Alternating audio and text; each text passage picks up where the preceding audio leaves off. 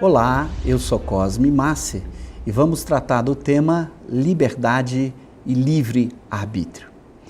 Este é um tema muito importante tanto na filosofia quanto na filosofia espírita em particular. Dentro da filosofia, esse tema é tratado no que se chama a filosofia moral. É na moral que o tema liberdade é aprofundado, é discutido por vários pensadores.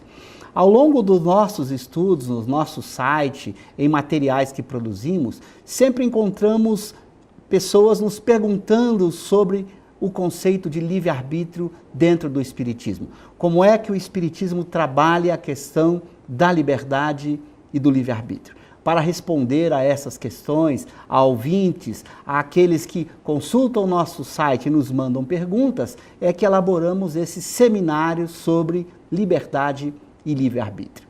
Podemos começar com a seguinte questão: o que é liberdade? A questão pode ser respondida de uma maneira muito simples. Vejamos. Liberdade pode ser definida a partir dessa expressão: fazer o que se quer. O indivíduo tem liberdade quando ele faz aquilo que ele quer. Veja que o verbo fazer é colocado aqui de uma forma muito simples. O que significa esse fazer? Se eu interpretar o fazer de forma diferente, nós vamos encontrar tipos diferentes de liberdade. Nós podemos, de uma forma geral, separar a liberdade em 3 tipos, a partir do significado que a gente vai dando a este verbo fazer. Por exemplo, se o fazer é interpretado como o agir, que é o sentido mais usual do verbo fazer, nós temos o que se chama liberdade de ação. Se o fazer é interpretado como o verbo pensar, ou seja, o indivíduo pensa aquilo que ele quer, nós temos o que se chama de liberdade da razão. E se o fazer é interpretado como querer, nós temos o que se chama de liberdade da vontade, querer o que se quer.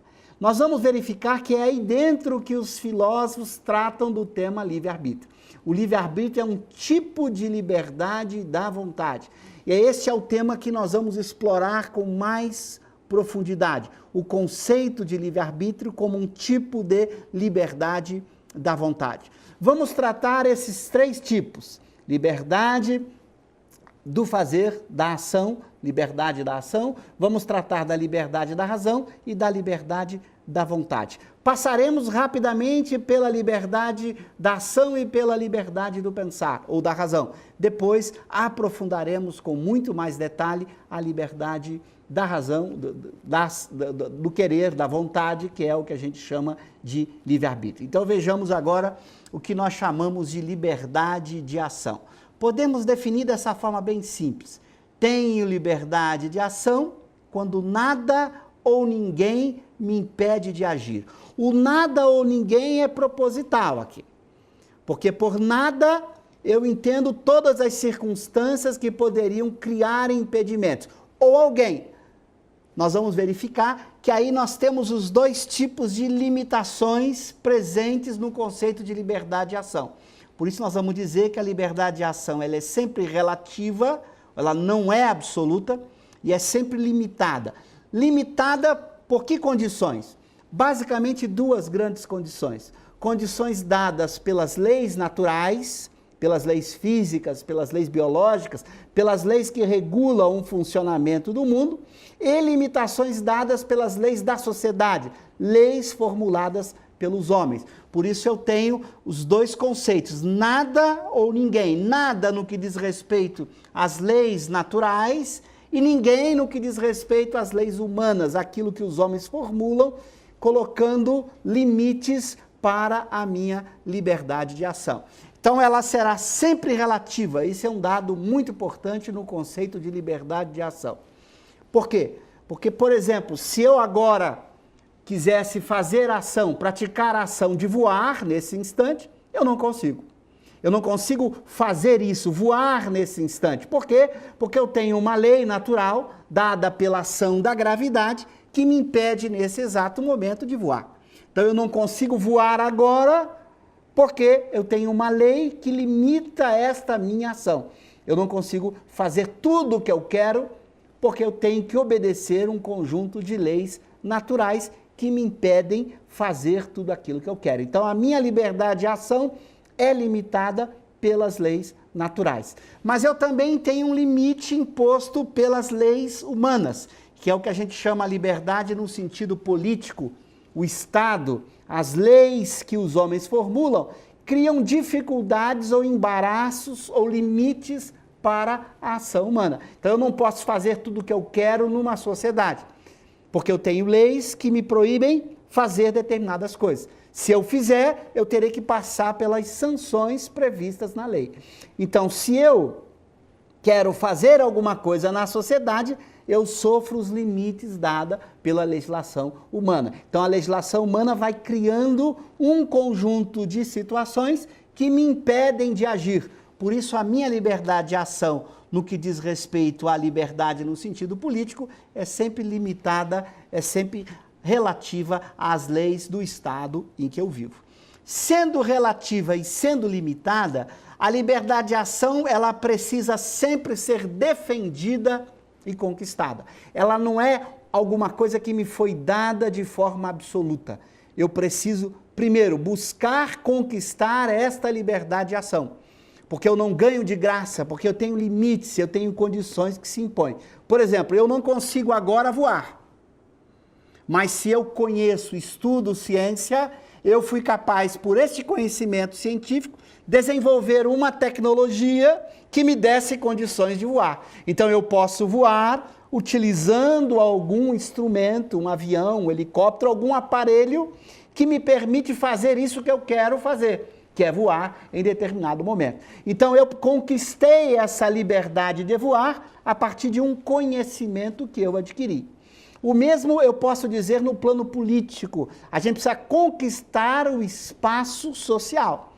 As leis sociais criam limites e devem criar limites para a nossa liberdade. Eu não posso fazer tudo o que eu quero numa sociedade. O homem, sendo egoísta, se ele pudesse fazer tudo o que ele quer, ele criaria grandes dificuldades ou um impeditivo para a vida social. Então, na vida social tem que haver limites à nossa liberdade. Mas esses limites têm que ser muito bem conquistados, estabelecidos nesse embate da sociedade, que a gente chama democracia, onde o indivíduo vai conquistando maior liberdade na vida social. Então, a liberdade de ação tem que ser conquistada e muitas vezes defendida. Principalmente a liberdade no sentido político. Nós sabemos dos limites que uma ditadura, que governos autoritários ou que grupos tenham poder sobre aqueles que formulam leis, podendo limitar a liberdade humana. Então, a liberdade tem que ser defendida e conquistada o tempo inteiro, a liberdade de ação. Então, não é um tipo de liberdade que eu já nasço com ela de forma absoluta, de maneira nenhuma. Eu nunca terei liberdade de ação absoluta, porque eu terei sempre que enfrentar os limites dados pelas leis naturais e os limites dados pelas leis sociais, pelas leis humanas, pelas leis que os homens formularam. Embora ela seja limitada e relativa, não significa que eu não vá desempenhá-la, que eu não vá fazer bom uso dela. Então, a liberdade de ação é muito importante para todos nós, mas nunca podemos perder de vista que ela nunca vai ser, numa sociedade humana, completamente livre, completamente absoluta, ampla e limitada. Ela sempre vai sofrer esses limites. É muito importante a gente terminar esta primeira apresentação sobre esse conceito de liberdade de ação com esta frase final ali: sempre a defender, sempre a conquistar. Na liberdade de ação, nós temos que ser os vigilantes dela. Temos que lutar para que ela seja o mais amplo possível e temos que buscar defendê-la sempre. Isso é muito importante. Passemos agora para o segundo tipo de liberdade, o que se chama liberdade da razão, quando aquele fazer é interpretado como o pensar. Lembrando a nossa definição geral de liberdade, o indivíduo tem liberdade quando ele faz aquilo que ele quer. Se o fazer é o pensar, a liberdade de ação é quando ele pensa aquilo que ele quer. Esta é a definição que a gente vai encontrar aqui. Pensar o que se quer sem outra limitação além de si ou da razão. Isso é muito importante na questão do pensamento. O pensamento, ele tem uma característica notável, ele nos dá uma dimensão muito grande para a liberdade. Ela não é absolutamente infinita, ela é, num certo sentido, bastante limitada, mas nós vamos ver que ela ainda sofreria o limite. Qual é o limite dela? Dado pela capacidade que tem o indivíduo de fazer uso do seu pensamento ou da sua razão. Então, nem todo mundo tem a mesma liberdade de pensar, porque eu penso a partir daquilo que eu tenho como conhecimento, da minha capacidade de imaginação, de reflexão, de análise, que não é certamente igual para todo mundo. Então, embora ela seja ilimitada quando comparada com a liberdade de ação, ela é muito maior. Ela tem as características de cada indivíduo. A capacidade que tem o indivíduo de pensar ou de exercer sua razão depende muito do seu conhecimento, das suas habilidades. Podemos dar um exemplo muito simples. Imagina você que não tem uma formação em matemática, quando comparado com um matemático profissional. A capacidade que tem esse matemático profissional de usar sua imaginação em teorias matemáticas é muito superior à nossa capacidade de seres normais de fazermos o uso do nosso pensamento. Então ele vai pensar em muitas coisas que eu não serei capaz de pensar. Então um grande matemático consegue usar o pensamento no reino matemático muito além do que eu consigo usar.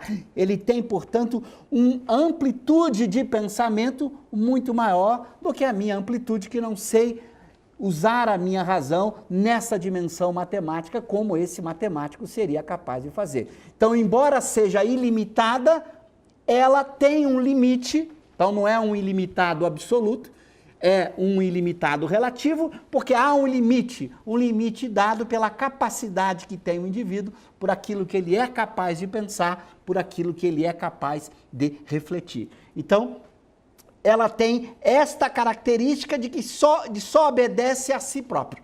Isso é um dado importante nesta liberdade de pensar. O pensamento obedece a si próprio. Você não consegue criar alguma coisa de fora, criando limitações ou embaraço para o pensamento. Então o indivíduo não pode ser coagido a pensar aquilo que ele não quer pensar. No pensamento ele tem essa sensação de plenitude de liberdade, já que ele não sofre embaraços que não sejam dados pela sua própria capacidade de pensar. Então ele tem essa sensação de amplitude ou de plenitude que o pensamento lhe dá. Mas é esta capacidade de pensar, obedecendo simplesmente à razão, que dá essa sensação de completa liberdade da razão. Você não consegue criar embaraços para a capacidade de reflexão, para a razão humana. Você consegue motivar, provocar, induzir determinados tipos de pensamento, mas você não consegue obrigar o indivíduo a pensar a não ser aquilo que ele deseja, a não ser aquilo que ele quer pensar. Então essa capacidade que tem a razão de só obedecer a si próprio dá esta sensação de uma liberdade plena, infinita para a nossa faculdade de pensar. Embora, como vimos, tem sempre um limite, que é o limite dado pela própria capacidade. Pessoas diferentes vão ter uma capacidade de pensar diferente, dada pela sua razão, pelos conhecimentos já adquiridos, por tudo aquilo que ele aprendeu. Então, há um elemento forte que liga também a liberdade e razão com a própria noção de verdade.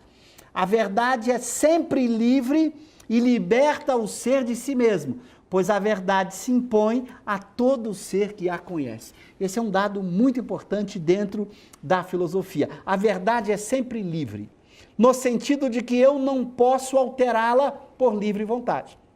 A verdade, ela se impõe a mim. O que eu posso fazer ante a verdade é aceitá-la ou não. Quando eu a aceito, porque a conheço, ela se impõe. Eu não posso mudá-la, eu não posso alterá-la. Por isso ela é a verdade. Não depende do meu ponto de vista, do meu gosto. Se é a verdade, ela se coloca. Quando eu a conheço, eu só tenho um caminho, aceitá-la. ou recusá-la, mas eu não a recuso como verdade, eu posso não gostar dela, mas eu simplesmente vou aceitá-la. Assim, por exemplo, se o indivíduo está estudando matemática e o professor faz a demonstração matemática de uma proposição matemática, quando ele entende a demonstração e compreende a verdade, simplesmente ela se impõe para ele, ele não tem como recusá-la. Experimente recusar que 2 mais 2 é igual a 4. Você não consegue recusar, isso se impõe em você. Claro que você pode tentar entender mais, compreender mais o que significa isso, mas você, diante da verdade, só tem uma alternativa, aceitá-la quando você a conhece. Por isso, ela se impõe a todo ser que a conhece. E ela ajuda você a se libertar de você mesmo. Esse é um ponto importante, o que levou Jesus a formular uma expressão conhecida de todos: conhecereis a verdade e a verdade vos fará livres. Por quê? Porque na medida em que eu vou conhecendo a verdade, eu adiciono em mim um conhecimento que eu não tinha antes. E eu mudo aquilo que eu sou. Então, antes de ter aquele conhecimento, eu fazia determinadas escolhas. Eu praticava determinadas ações. Quando aquele novo conhecimento, aquela nova verdade se colocou para mim, o que acontece? Eu posso mudar as minhas reflexões, eu posso mudar as minhas ações. Por isso a verdade me liberta de mim mesmo. Antes de conhecê-la, as minhas opções estavam dadas por aquilo que eu sabia. Quando amplio o meu conhecimento, quando novas verdades se colocam para mim, as minhas opções de escolha se ampliam. Eu sou um outro indivíduo a partir do conhecimento. Então, quando eu conheço, eu me modifico, eu me altero, nesse processo de crescimento constante do ser a partir do conhecimento da verdade. Por isso, a verdade o liberta de si mesmo. Ele não era mais o que ele era antes. Ele passa a ser um novo ser a partir do conhecimento dessa verdade. Por isso, a liberdade da razão é muito importante, para que o indivíduo possa, com o uso da razão, conhecendo, aprendendo a verdade, descobrindo a verdade, cada vez mais se libertando de si, se tornando mais apto, mais capaz de mudar o mundo, de interagir sobre o mundo, mudando principalmente a si próprio, que esse é o papel da verdade, mudar o indivíduo a partir de um novo conhecimento que ele coloca dentro de si.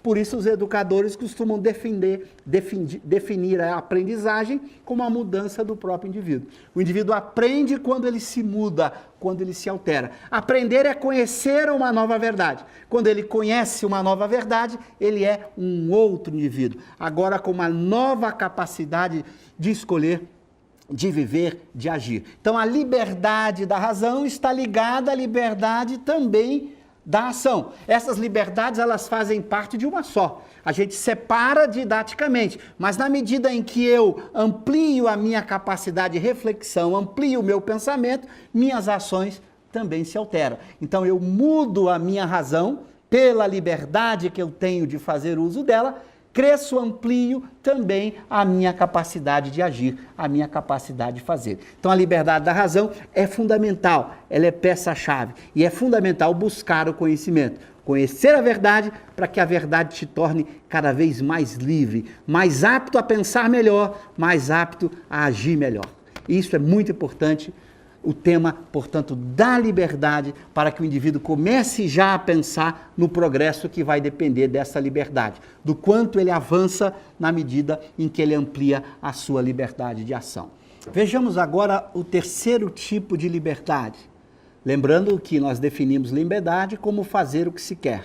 Agora, se o fazer é interpretado como querer, teremos o que nós chamamos de liberdade da vontade. Vejamos o que é isso. Liberdade da vontade, querer o que eu quero. Quando eu quero o que eu quero, a gente chama isso de liberdade da vontade. Nós temos na filosofia 2 tipos de liberdade da vontade. O que a gente chama de espontaneidade do querer e o livre-arbítrio. Então esses 2 tipos nós vamos explorar agora, que é muito importante a gente entender a diferença desses 2 tipos de liberdade da vontade. Vamos estudar as relações entre os dois, mostrando como o livre-arbítrio, se interpretado como a própria espontaneidade do querer, ele vai nos permitir entender melhor o processo evolutivo da alma. Então vejamos como são esses 2 tipos de liberdade. Primeiro, a chamada liberdade da vontade.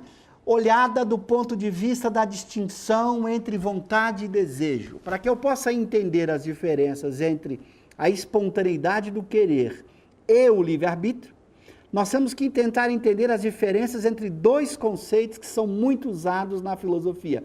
O conceito de vontade com o conceito de desejo. Como é que a gente pode separar essas duas palavras que no dia a dia, no cotidiano, são usadas muitas vezes como sinônimos e muitas vezes diferentes do que a filosofia usa? Nós vamos verificar que é muito comum nós usarmos a palavra desejo no dia a dia, e na filosofia deveríamos usar a palavra vontade. E o contrário, às vezes nós usamos a palavra vontade na filosofia e deveríamos usar a palavra desejo. Vejamos então como a gente fazer o uso dentro da filosofia dessas duas expressões. Para entender a diferença, é importante observar primeiramente esse ponto. Podemos desejar várias coisas contraditórias ao mesmo tempo. Por exemplo, falar e não falar, levantar e não levantar, beber água e não beber água. Nós podemos desejar muitas coisas, embora muitas vezes no senso comum nós chamamos isso de vontade. A gente diz assim, estou com vontade agora de beber água. Se eu estivesse com vontade de beber água do ponto de vista filosófico, eu beberia água. Na verdade, os desejos dizem respeito ao futuro. Então eu posso agora estar com vontade de beber água. Na filosofia eu deveria dizer estou com desejo de beber água. Então eu posso estar com desejo de falar para vocês. Se eu estou falando, esse desejo se expressa na vontade. É por isso que a gente costuma fazer essa distinção na filosofia. Querer é fazer. Querer é a vontade em ação. Uma pessoa muda pode desejar falar, mas não querer falar. A vontade em filosofia se manifesta sempre numa ação. O desejo são as ações possíveis, que só virarão ações quando de fato a vontade atuar.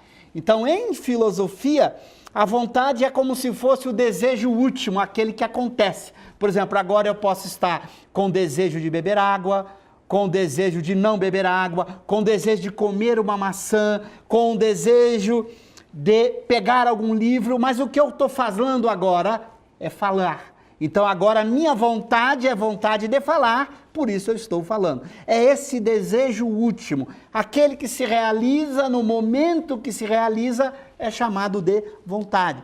Por isso a gente diz em filosofia que toda vontade é desejo, mas nem todo desejo é vontade. Toda vontade é um desejo. Que desejo? O último, aquele que aconteceu no momento em que ele aconteceu. Esta é a vontade. Os diversos desejos que eu tenho, que são projetos, não são vontades, são apenas desejos. Então o filósofo faz essa distinção entre vontade e desejo. Uma distinção muito importante que vale a pena a gente, de novo, parar para pensar nela. Então eu tenho vários desejos, inclusive contraditórios, mas eu só tenho uma vontade no momento em que ela acontece. Então agora, por exemplo, eu posso ter desejo de ficar sentado ou de levantar. Se eu me levanto, esse desejo virou vontade. Eu tive vontade de me levantar e me levantei. Experimente ter vontade de falar e não falar. Você não consegue. Você tem desejo de falar e pode não falar. Então você tem o desejo de não falar, não falando, a sua vontade determinou o que? Não falar. Então, na verdade, a sua vontade foi não falar. O desejo que se materializa em ação, este é a vontade. Aquele que fica apenas em projeto, que está voltado a um futuro que não aconteceu ainda, este é apenas desejo. No senso comum, no dia a dia, a gente costuma usar isso de uma forma trocada, não é? A gente costuma dizer assim, eu quero fazer e não fiz, eu queria tal coisa e não fiz. A gente deveria dizer, eu desejei tal coisa e não virou vontade, e não fiz. A vontade sempre se materializa na ação. Então o senso comum faz essa confusão. A gente usa a palavra vontade no sentido de desejo na filosofia. Então a gente tem que fazer muito bem essa distinção. Então, filosoficamente, eu tenho que acostumar a usar a palavra desejo mais vezes do que eu uso a palavra vontade. Então eu devo dizer, eu desejo viajar amanhã, eu desejo comer amanhã uma maçã, eu desejo amanhã me encontrar com alguém, eu desejo daqui a pouco trocar de roupa, eu desejo daqui a pouco sair daqui e me encontrar com alguém. Isso seriam os meus desejos. Eu não deveria usar a palavra vontade. Eu tenho vontade amanhã de viajar. Isso seria filosoficamente inadequado. A palavra vontade em filosofia é reservada para aquele desejo que acontece no momento em que eu o desejo. Esse desejo que acontece no momento em que eu o desejo, a gente chama em filosofia de vontade. Por isso a gente deve dizer, eu tenho que ter vontade forte, firme. Deveria dizer que esta vontade só se materializa naquilo em que eu faço, senão não é vontade. Então, meus desejos podem ser múltiplos. Na medida em que um acontece, esta foi a minha vontade. Então, é por isso que muita gente diz assim, eu tenho vontade de parar de fumar. Não deveria usar filosoficamente essa expressão. Deveria dizer, eu desejo parar de fumar. Porque se eu tenho vontade de não fumar, eu simplesmente não fumo.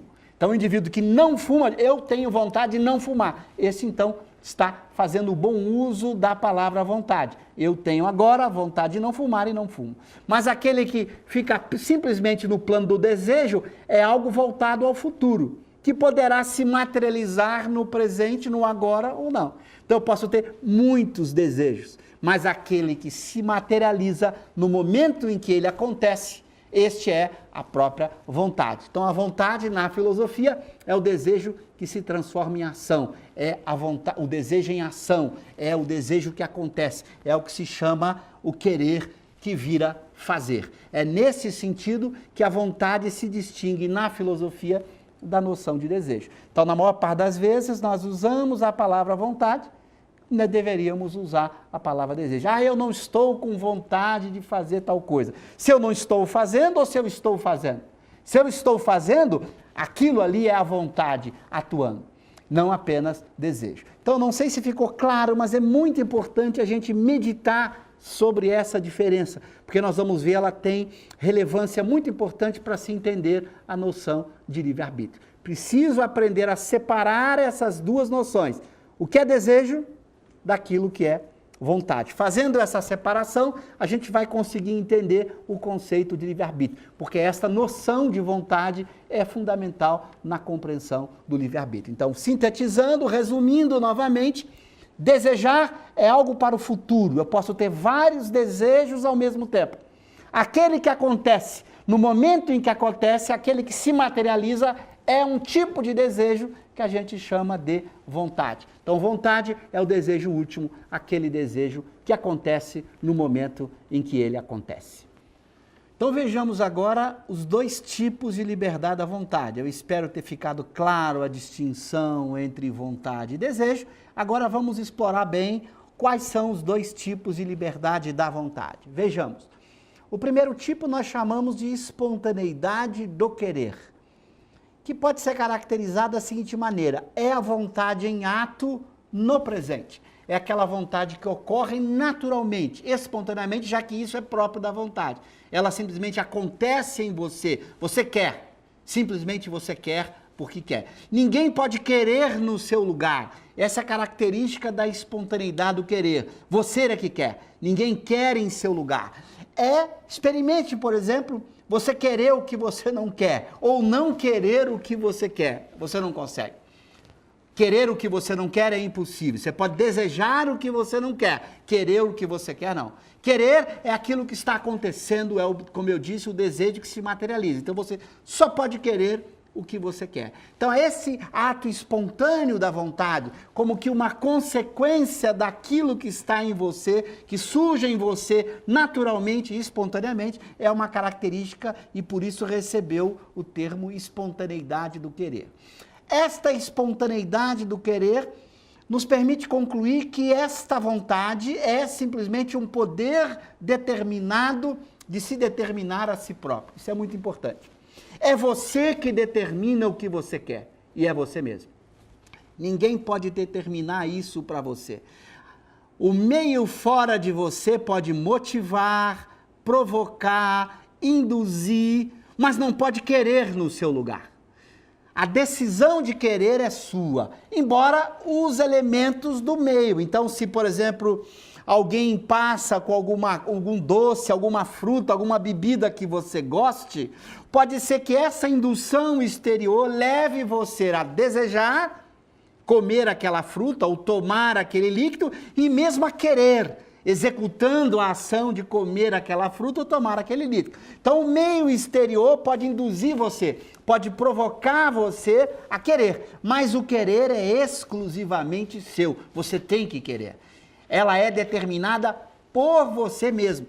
E nós vamos verificar que ela é determinada por você. Essa é uma característica do querer. O que significa isso?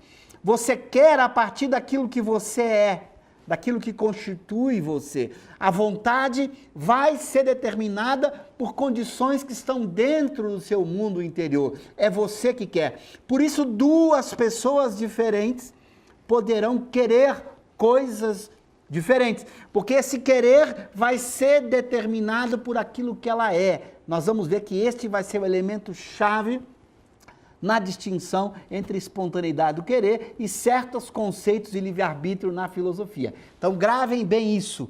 Essa espontaneidade do querer como o poder determinado por quem? Por si mesmo, mas depende do que você é de se determinar. Ou seja, você escolhe a partir do que você é. Na medida em que você muda o que você é, você pode mudar sua escolha, mas a sua escolha é determinada por você. Lembrando, pode ser induzida, provocada, estimulada por elementos fora de você, mas é determinada a partir daquilo que você é. Então isso é muito importante para a gente entender já já as distinções entre a espontaneidade do querer e certas noções de livre-arbítrio que nós vamos encontrar na filosofia. Vejamos então agora o livre-arbítrio. Nós temos dois sentidos de livre-arbítrio. Um sentido que a gente chama de livre-arbítrio relativo, que é o sentido em que o livre-arbítrio é a própria espontaneidade do querer. Não há distinção. O indivíduo é livre quando ele quer aquilo que ele quer a partir daquilo que ele é. Nossa vontade depende daquilo que somos. E esta é a noção de livre-arbítrio que nós vamos encontrar, por exemplo, no filósofo Spinoza. Spinoza propõe que o livre-arbítrio deveria ser interpretado como espontaneidade do querer, ou então eu não teria o livre-arbítrio. Para Spinoza não há livre-arbítrio se eu interpretar livre-arbítrio como sendo uma coisa indeterminada, absoluta. Para ele não. O livre-arbítrio como espontaneidade do querer é aquela liberdade que depende do que você é. Você vai ter uma vontade a partir daquilo que você é. Já já eu vou dar alguns exemplos, isso talvez fique muito mais claro com os exemplos, mas vamos acabar o conceito para depois darmos o exemplo. A outra opção é você pensar num livre-arbítrio no sentido absoluto. É a vontade absolutamente indeterminada. É o que acontece com o conceito criado tanto por Descartes quanto por Kant. Vamos tentar entender um pouquinho isso a partir desses pensadores. Imagine você pensar na alma humana sendo criada por Deus. Vamos nos colocar agora nesse espaço mental de imaginar a alma humana sendo criada por Deus e colocada num corpo. Imagine a alma criada por Deus e colocada no corpo. Se cada um de nós é uma alma criada por Deus e colocada no corpo, como é que nós explicaríamos as vontades diferentes entre nós? Que uma alma que foi colocada por Deus em determinado corpo agiu no mal, fez uma série de maldades, e outra alma colocada por Deus em outro corpo agiu no bem, fez muita coisa boa. Como é que você explicaria isso do ponto de vista de Descartes, do ponto de vista de Kant? Bom, Descartes diria, esta alma foi colocada com uma liberdade absoluta. A liberdade não depende daquilo que ela é.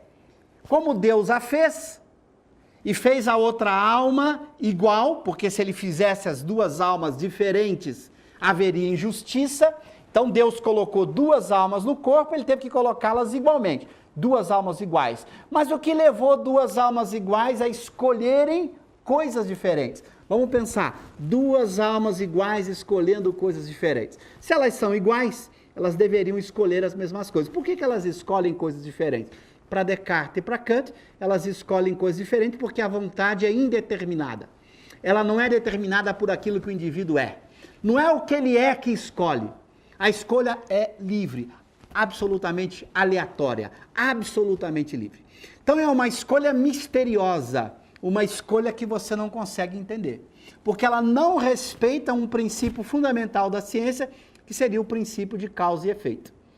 A escolha que seria um efeito não seria causada por aquilo que você é. Não foi você que escolheu. Você não consegue entender o que seria esse livre-arbítrio absoluto. Ele seria um mistério, algo inexplicável. Por quê? Porque ele não depende do que você é. Então depende de quê? De nada.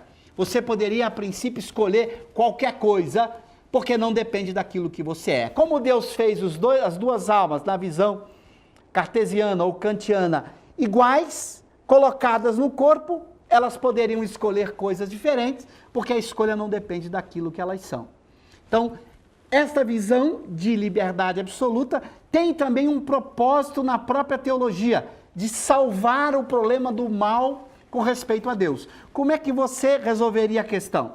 Se o mal existe e Deus não pode ser responsável por ele, a responsabilidade teria que ser da própria alma. A alma escolheu o mal. Mas como ela não escolheria o mal a partir do que ela é, porque se ela escolhesse o mal a partir do que ela é, foi Deus que a fez daquele jeito, então estaria culpando Deus, dizendo, olha, a alma escolheu o mal a partir daquilo que Deus colocou nela.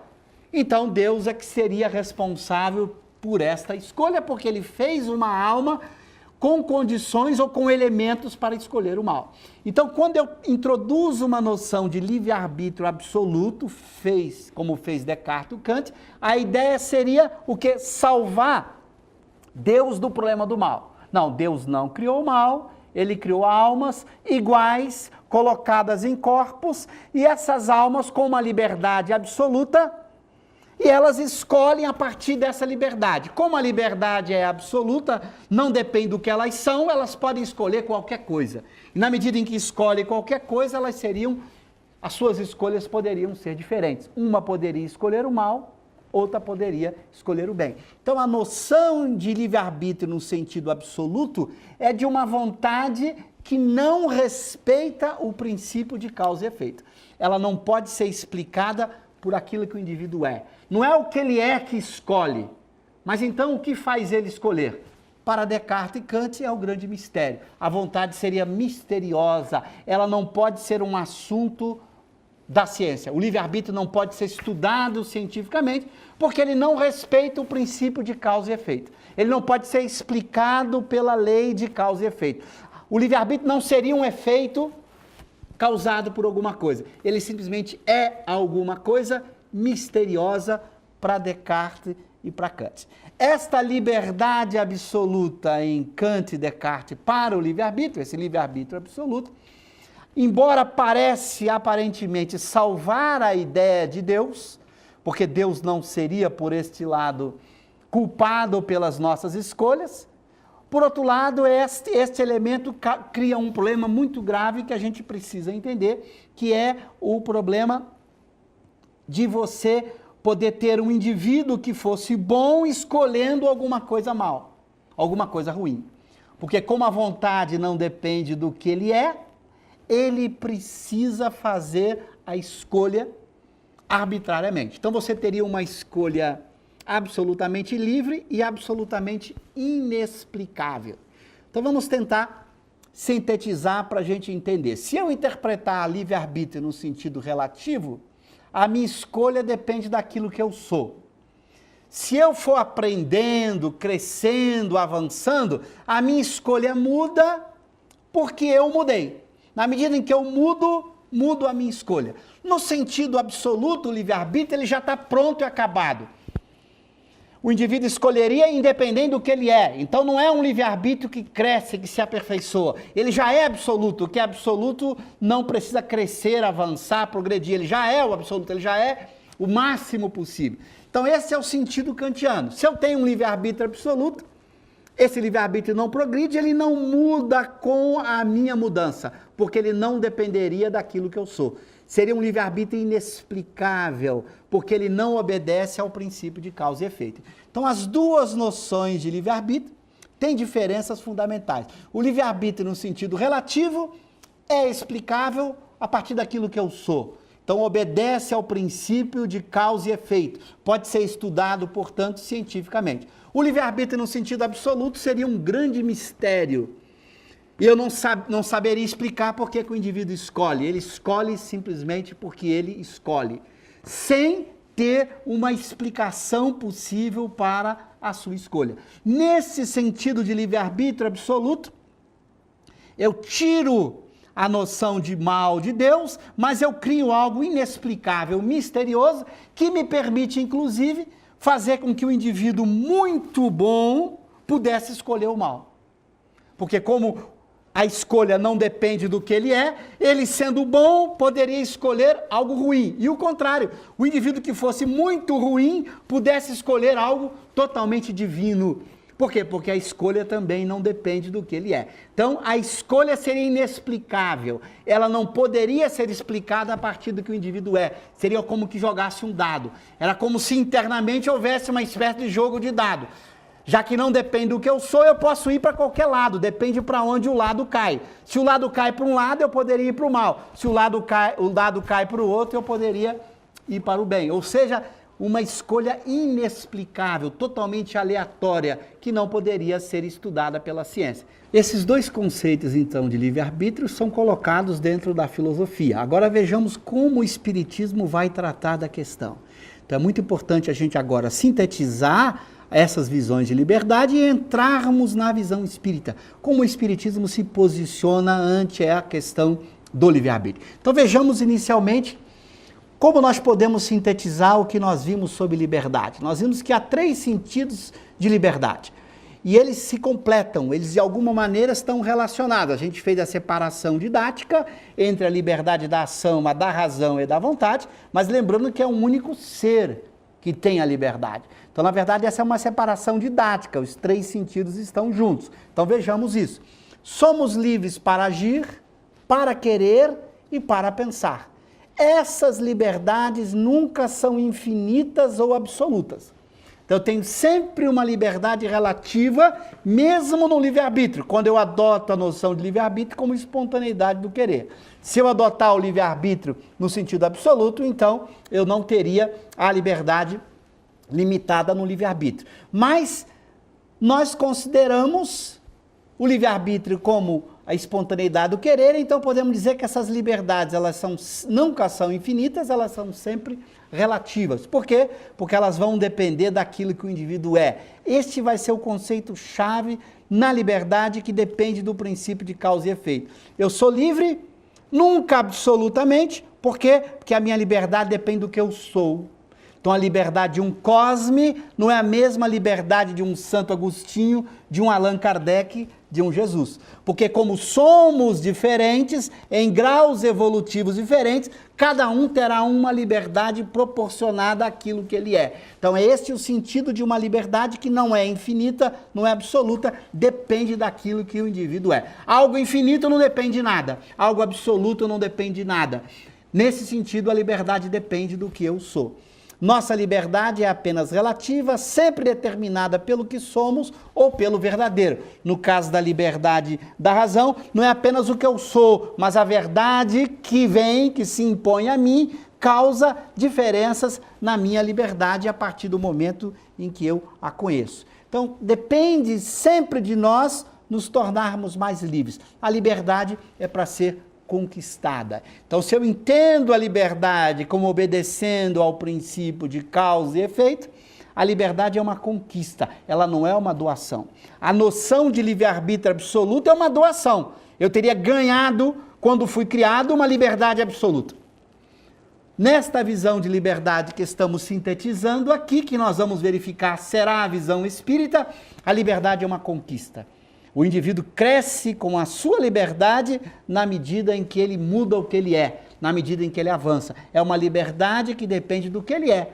E o que ele é muda com o tempo, esse é o progresso. Esse é o desenvolvimento do indivíduo, crescendo, aprendendo, ampliando a sua liberdade. Uma liberdade, portanto, sempre relativa, dependendo do estágio evolutivo que o indivíduo alcançou. Então agora vejamos como O livre-arbítrio é pensado no Espiritismo e vamos mostrar que essa visão de liberdade relativa é a visão que o Espiritismo adota de acordo com os textos de Allan Kardec que nós vamos examinar aqui.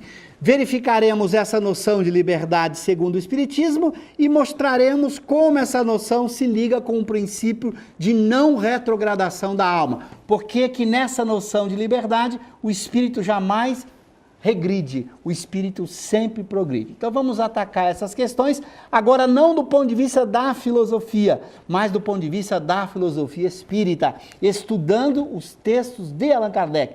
Vamos mostrar como isso se encontra nos textos de Allan Kardec. É isso que vamos fazer agora. Primeiramente, esse texto de O Livro dos Espíritos, o item 121 de O Livro dos Espíritos. Kardec pergunta por que é que alguns espíritos seguiram o caminho do bem e outros o do mal. Quer dizer, o que levou o espírito a escolher? Os espíritos respondem, não tem eles o livre-arbítrio.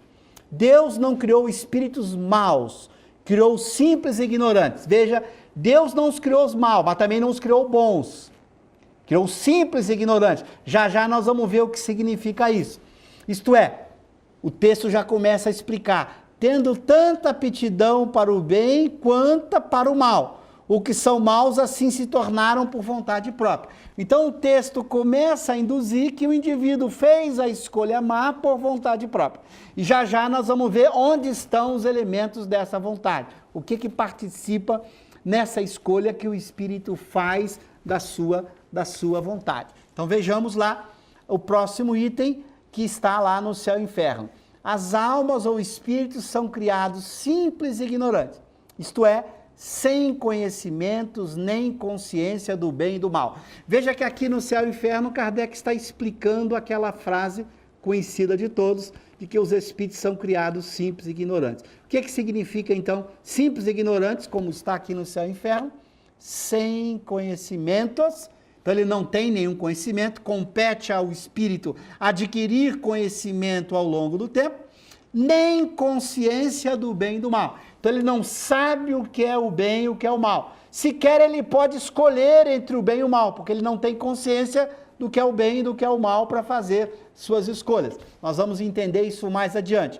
Aptos para adquirir o que lhes falta. O trabalho é o meio de aquisição e o fim, que é a perfeição, é para todos o mesmo. Então veja aí, primeiro há esclarecimento sobre o que significa simples e ignorante. Não tem nem conhecimento, nem consciência do que é o bem, do que é o mal. Vejamos agora como o texto vai nos ajudando a entender a visão de livre-arbítrio segundo o Espiritismo. Vejamos. Questão 122 aí de O Livro dos Espíritos.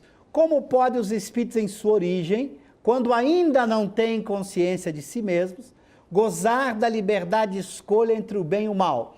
Há neles algum princípio, uma tendência qualquer que os encaminhe para uma senda de preferência a outra? Veja que a pergunta é muito importante. Há na pergunta já elementos importantes que Kardec coloca, de que o espírito não nasce com consciência plena de si mesmo, ele vai adquirindo. Veja o que diz a resposta: o livre-arbítrio se desenvolve à medida que o espírito adquire a consciência de si mesmo. Esta frase é fundamental.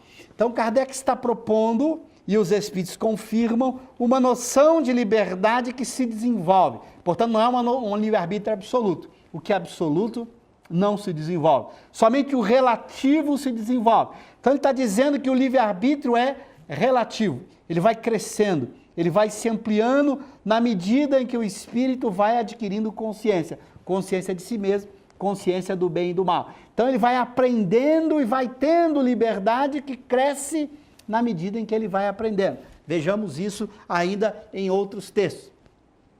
Qual o estado da alma em sua origem? Isso está lá no que é o Espiritismo. As almas são criadas simples e ignorantes, isto é, sem ciência e sem conhecimento do bem e do mal, mas com igual aptidão para tudo. De novo, o texto retoma, mostrando a coerência do pensamento kardeciano, de que o espírito nasce sem conhecimento, sem consciência do bem e do mal. Portanto, ele vai aprendendo, ele não tem ainda elementos para colocar dentro dele para fazer a escolha. Se ele não tem elementos para exercer o seu livre-arbítrio, a sua liberdade é limitada. ela tem que crescer na medida em que ele cresce. Então nós vamos ver que dentro do texto kardeciano, a liberdade depende do que o indivíduo é. É o que ele é que vai ampliando a sua liberdade na medida em que ele vai mudando o que ele é a partir do conhecimento. A princípio, encontra-se numa espécie de infância, sem vontade própria e sem consciência perfeita de sua existência. Pouco a pouco o livre-arbítrio se desenvolve, ao mesmo tempo que as ideias. Veja que o texto kardeciano é simples, direto.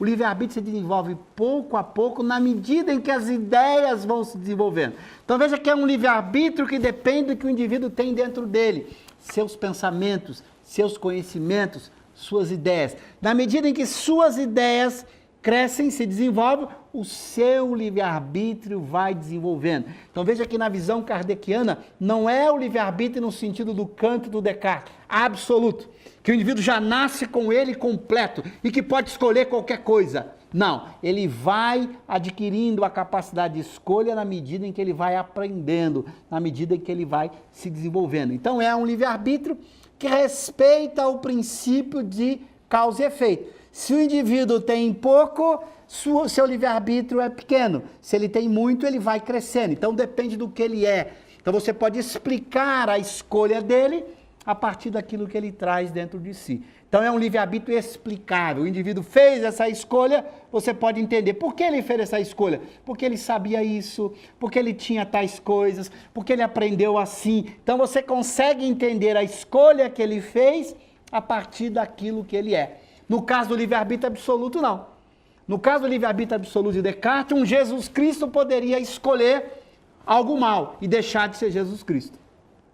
Nesta visão espírita, não. Ele jamais vai escolher algo mal, porque ele escolhe a partir daquilo que ele é. Como ele já se tornou um espírito puro, que não tem nenhum sentimento ruim, nenhum desejo ruim, como a vontade é um desejo que se manifesta, esse desejo ruim nunca existe dentro dele, ele nunca teria uma vontade ruim, uma vontade que pudesse escolher o mal. Então ele não escolhe o mal, porque nunca isso surgiria dele. Não porque ele tenha uma vontade limitada, não é uma vontade absoluta como um jogar dados, que ele poderia jogar o dado para cima e escolher o mal. É uma vontade que depende do que ele é. Como ele é agora de natureza boa, o Jesus já tem uma natureza moral absolutamente boa, porque ele conquistou o equilíbrio ao longo de diversas existências, o seu desejo é sempre do bem. Se o seu desejo é sempre do bem, sua vontade, que é o desejo que acontece, será sempre uma vontade no bem. Então ele jamais poderia decair. Daí que nós vamos daqui a pouco explorar a ideia do princípio de não retrogradação, que eu já estou adiantando aqui. O espírito não regride, porque tudo o que ele conquista se transforma na sua vontade será sempre boa quando ele for um espírito bom. Na medida em que ele conquista os valores do bem, esses valores do bem só determinam vontades boas, então ele avança sempre, ele não vai regredir nunca. Então aí está no que é o espiritismo, uma clareza importante no texto kardeciano. Pouco a pouco o livre-arbítrio se desenvolve, ao mesmo tempo que as ideias. Esta frase é fundamental para entender o quanto o livre-arbítrio depende do conhecimento que o indivíduo vai adquirindo ao longo do tempo. Vejamos agora a vinculação entre o livre-arbítrio e o progresso. Podem os espíritos degenerar? Lá na pergunta 118. Não.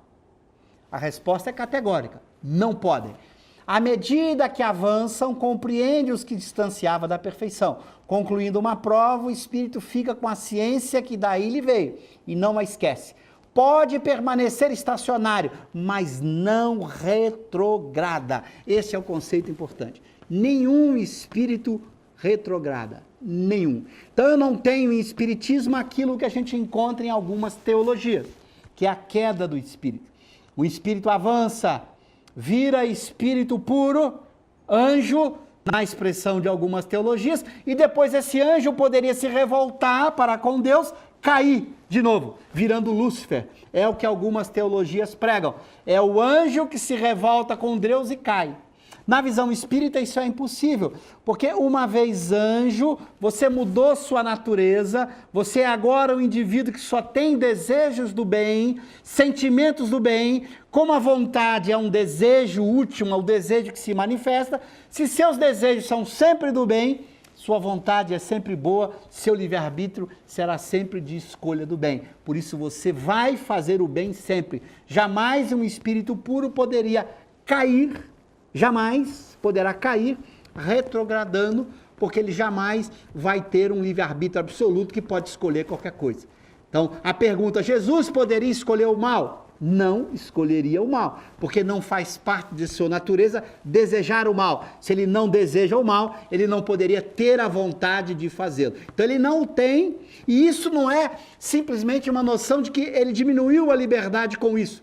Claro que não, significa apenas que sua liberdade respeita o princípio de causa e efeito. É uma liberdade que depende do que ele é. Portanto, não é uma liberdade absoluta.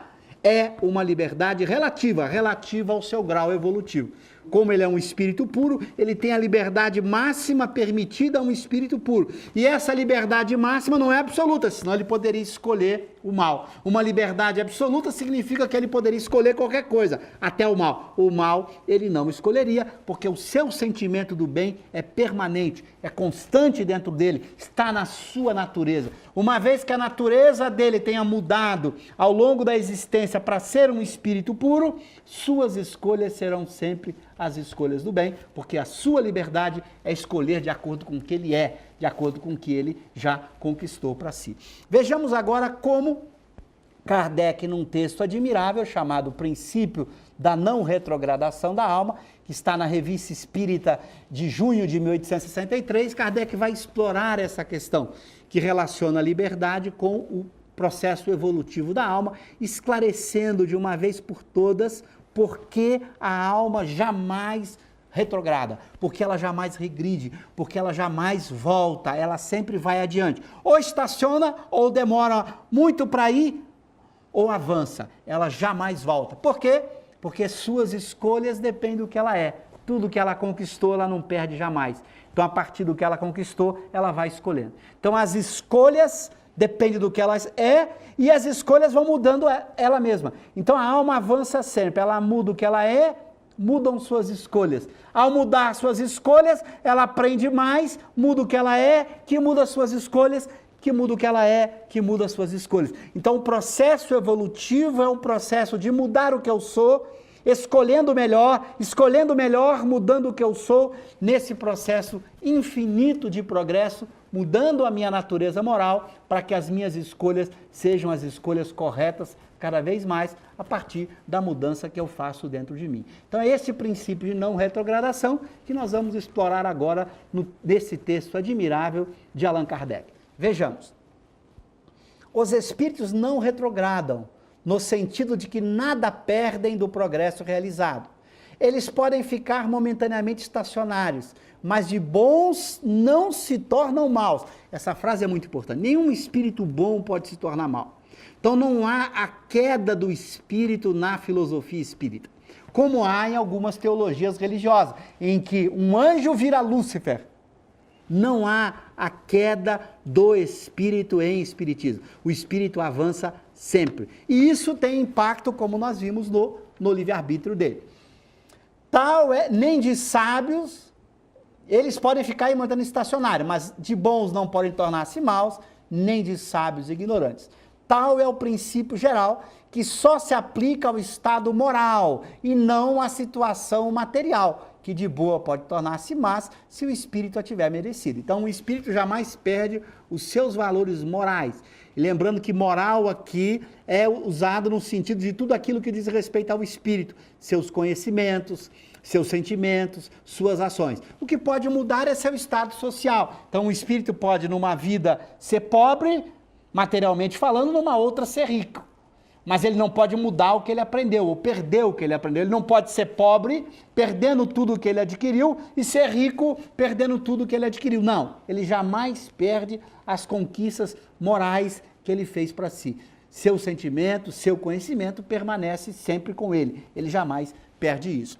Então, Kardec continua, façamos uma comparação, notem bem, preste atenção nesse exemplo. Esse exemplo é muito lúcido para a gente entender esse processo. Façamos uma comparação.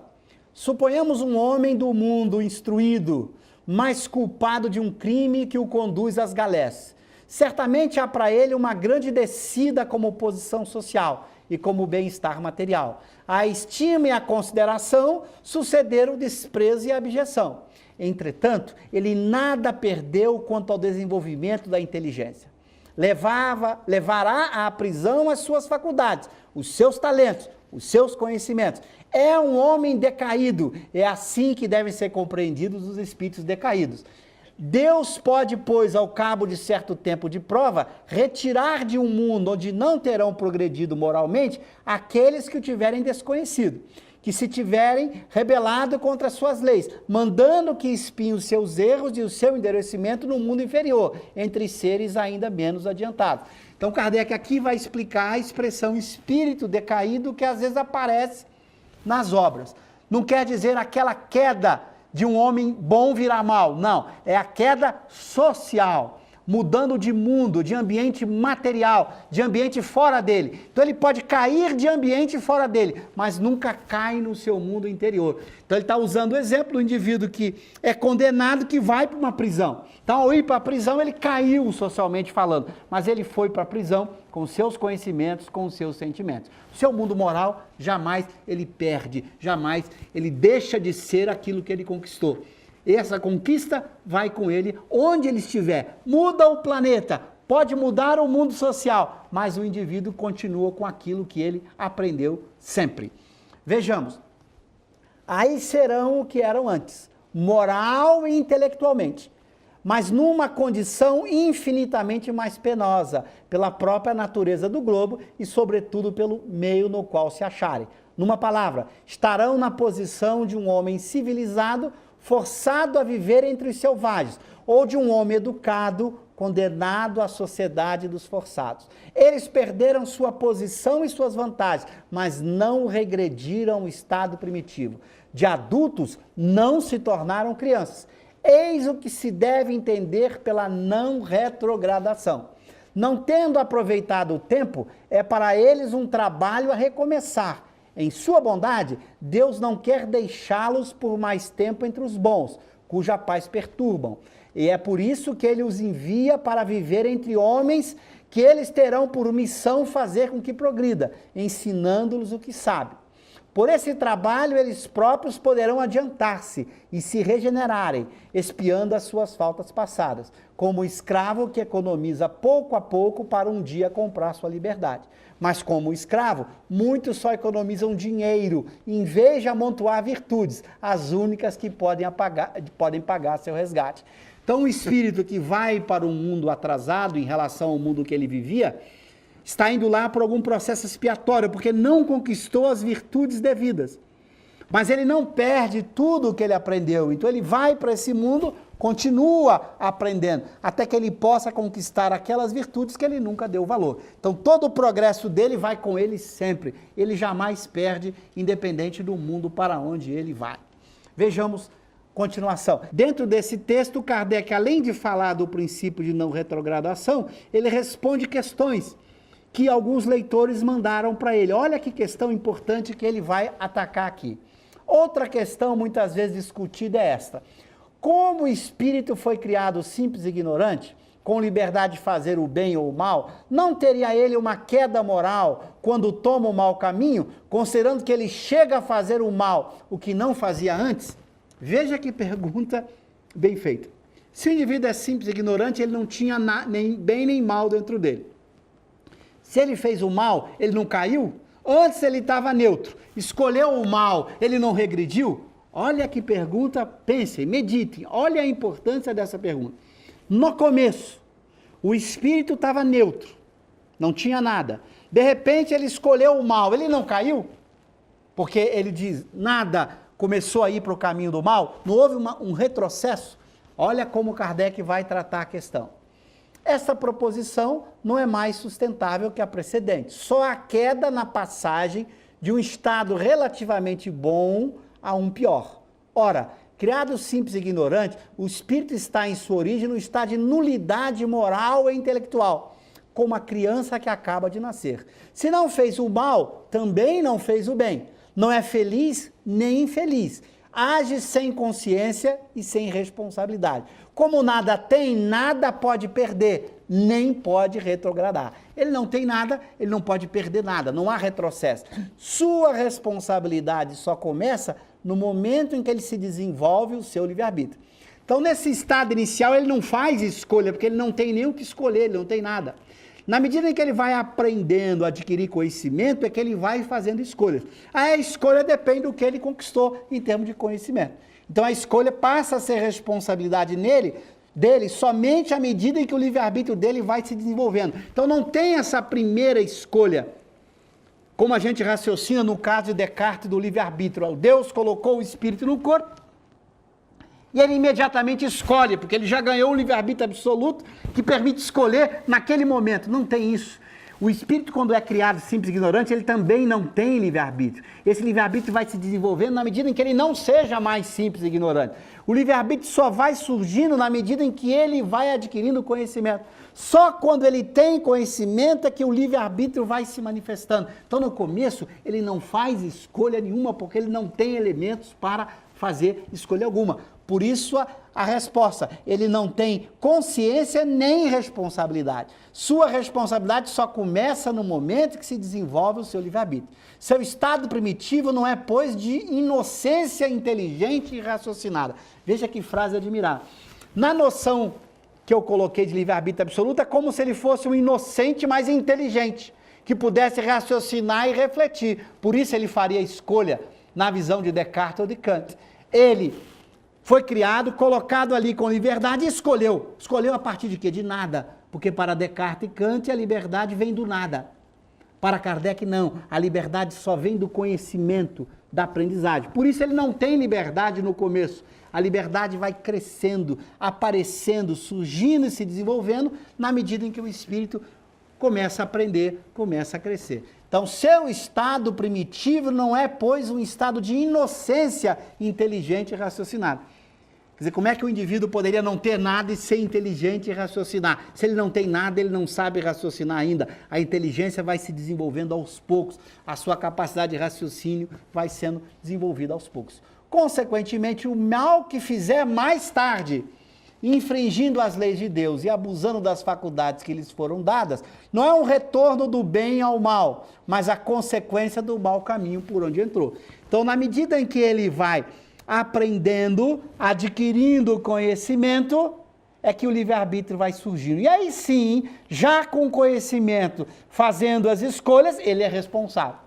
Aí se ele escolheu mal, ele escolheu com conhecimento de causa, portanto ele é responsável pela escolha. Mas aí já não há retrocesso, porque ele aprendeu a escolher o mal por vontade própria, ele não era bom e escolheu o mal. Ele aprendeu e fez a escolha do mal a partir de um mal do que ele tenha gostado, de um desejo mal que ele tenha cultivado dentro dele. Então não houve retrocesso nenhuma. É sempre um processo de aprendizado, que ele vai escolhendo mal, depois aprende, pode mudar, fazer outra escolha, até que os seus desejos possam se tornar no futuro apenas desejos do bem, quando ele virá espírito bom. Então não há em espiritismo jamais retrocesso. E nunca raciocine como na pergunta, que já na primeira encarnação, na primeira existência como espírito, que o espírito já sai escolhendo. Esta é uma noção de livre-arbítrio absoluto, que não é o que Kardec propõe. O espírito desenvolve o livre-arbítrio, ele não nasce com liberdade absoluta. A liberdade é zero no começo e vai crescendo na medida em que ele vai aprendendo. Então é um livre-arbítrio que depende do conhecimento, do que ele é, explicável, portanto, pela lei de causa e efeito. Vejamos então a pergunta. Isso nos conduz a outra questão. Nero, por exemplo, enquanto encarnado como Nero, pode ter cometido mais maldades do que na sua precedente encarnação? Veja que pergunta importante do ponto de vista filosófico. Imagine Nero, aquele imperador romano que botou fogo em Roma, culpou os cristãos, muitas pessoas morreram no incêndio. Então aquele homem que fez essa crueldade, matando muitas pessoas, poderia numa outra existência não ter matado ninguém, por exemplo? Então veja a pergunta, se numa outra existência Nero não matou ninguém, e na existência seguinte ele matou muitas, Nero não retrogradou? Então veja a beleza da pergunta e veja como Kardec vai respondê-la. A isso respondemos sim. O que não implica que na existência em que tivesse feito menos mal, ele fosse melhor. Para começar, o mal pode mudar de forma, sem ser um mal maior ou menor. A posição de Nero como imperador, tendo posto em evidência, permitiu que seus atos fossem mais notados. Numa existência obscura, ele pode ter cometido atos igualmente repreensíveis, posto que em menor escala, e que passaram despercebidos. Como soberano, ele pôde mandar incendiar uma cidade. Como uma pessoa comum, pôde queimar uma casa e assim fazer perecer a família. Um assassino vulgar que mata alguns viajantes para despojá-los. Se estivesse no trono, seria um tirano sanguinário, fazendo em grande escala o que a posição só lhe permite fazer em escala reduzida. Vejamos que Kardec prepara o terreno para que a gente entenda que não é a quantidade de ação no mal que diz o quanto o indivíduo é mau. Muito cuidado com isso. As emoções, o mundo interior da criatura, nós vamos ver que é o determinante. Nero tinha a maldade interior, nós vamos ver. Essa maldade pode se manifestar por limites na liberdade de ação, se ele fosse um mero soldado ou um mendigo numa rua. A sua liberdade de ação estaria condicionada por elementos que não estão dentro dele, embora dentro dele estava toda a maldade de Nero. Mas quando ele teve a oportunidade agora como um tirano, um imperador, cuja liberdade de ação era muito maior, ele pôde botar aquilo tudo para fora, toda aquela maldade. Então Nero, neste caso, se numa existência anterior fez menos mal em termos de ação, o seu mundo interior de maldade não era menor do que o mundo interior de maldade dele como Nero. Como Nero, ele simplesmente expressou uma maldade que já vinha de antes. Então não houve retrogradação de Nero, mesmo que numa vida anterior, caso ele tenha cometido menos crime do que quando cometeu como Nero. Então a liberdade de ação foi maior numa, porque ela está condicionada por elementos que não dependiam dele. Mas o seu mundo interior não retroagiu, não decaiu. Ele continuou sendo aquilo que ele sempre foi, aquele homem com aquela maldade que caracterizou o Nero. Então é muito importante observar isso e como Kardec vai aprofundar isso agora no texto que continua. Vejamos. Considerando a questão sobre outro ponto de vista, diremos que um homem pode fazer mais mal numa existência que na precedente, mostrar vícios que não tinha, sem que isso implique uma degeneração moral. Muitas vezes são as ocasiões que faltam para fazer o mal. Quando o princípio existe em estado latente, vem a ocasião e os maus instintos se desvelam. Veja como Kardec caminha. A ação no mal pode ser dada por condições externas. O mundo interior é que importa. Os sentimentos que o indivíduo carrega é que vão caracterizar o que ele é. Então o indivíduo poderá fazer muito mais mal numa existência do que numa existência precedente. Mostrar vícios que ele não tinha. Ah, mas ele não tinha um vício. O vício estava dentro dele, só não teve ocasião para se expressar. Então a maldade já estava nele, não houve retrogradação da alma. É isso que Kardec vai fazer questão de deixar claro para a gente no texto. Vejamos, a vida ordinária nos oferece numerosos exemplos dessa ordem. Um homem que era tido como bom, de repente revela vícios que ninguém suspeitava e que causam admiração. É simplesmente porque soube dissimular ou porque uma causa provocou o desenvolvimento de um mau germe. É bem certo que aquele em que uns bons sentimentos estão fortemente arraigados não tem nem mesmo o pensamento do mal. Que tal pensamento existe é que o germe existe. Frequentemente apenas falta a execução. Aqui Kardec prepara e nos ajuda a entender o desejo do bem que eu falei e que está associado com o espírito bom. Se eu tenho um pensamento mal, eu ainda tenho o desejo do mal.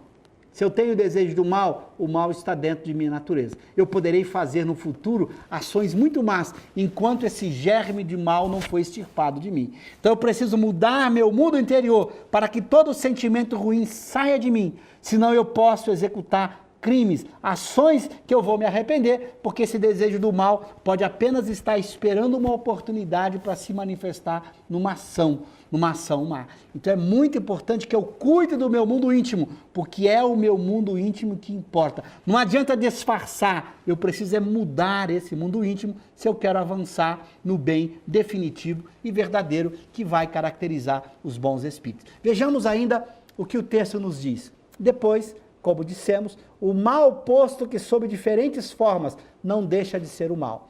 O mesmo princípio vicioso pode ser a fonte de uma porção de atos diversos, provenientes de uma mesma causa. Kardec insiste na questão da causa e do efeito, porque o Espiritismo é uma ciência. Todo o nosso mundo moral tem que obedecer a esse axioma fundamental da ciência, que é o princípio de causa e efeito. O orgulho, por exemplo, pode fazer cometer um grande número de faltas, às quais se está exposto, enquanto o princípio radical não for extirpado.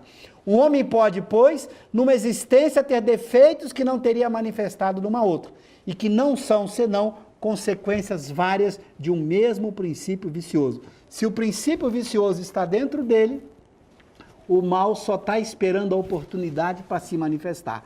Então, quem quer ficar livre de ações ruins, tem que absolutamente mudar o seu mundo interior. Vejamos ainda mais o que o texto kardeciano coloca para nós. Para nós, Nero é um monstro porque cometeu atrocidades.